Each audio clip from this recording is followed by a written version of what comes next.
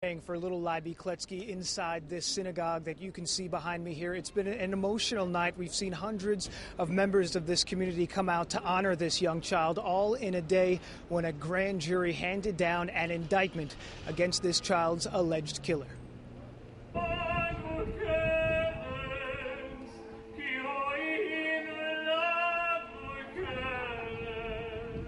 This night belongs to Libby Kletzky. Though he lived only 8 years, the boy was honored by hundreds at this synagogue in Borough Park. The community has suffered to a great extent here. Parents are afraid about their children. The community is suffering as one of their own has been taken away.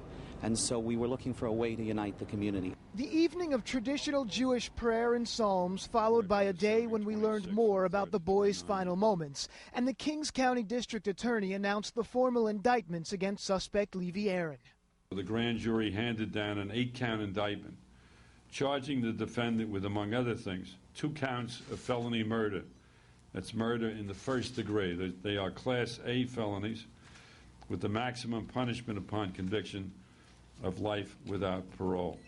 Officially calling the death of Libby Kletzky a homicide, the medical examiner's office also released their initial findings, saying the 8-year-old child was intoxicated, given antipsychotic drugs, muscle relaxers, and painkillers like hydrocodone, a combination that experts say left the boy virtually immobile before he was suffocated. Aron has reportedly confessed to suffocating the child with a towel. You think of it as a parent or a grandparent would, on what must have been going through this child's mind, and did he have an opportunity? Was he too frightened to do anything about trying to escape? I don't know. Aron has pled not guilty. His attorneys say he hallucinates and hears voices. Clinical psychologist Dr. Michael Stone says the willingness to administer the drugs shows that the suspect may have been on the hunt for a victim and knew what he was doing. The insanity plea doesn't hold any water because he confessed and he said that he knew what he did was wrong. At the vigil, words and songs that are intended to heal for a community still in shock.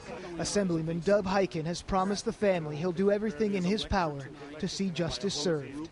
I can't even imagine, as hard as I try, how difficult, how painful, the hell that they are going through in trying to deal with this.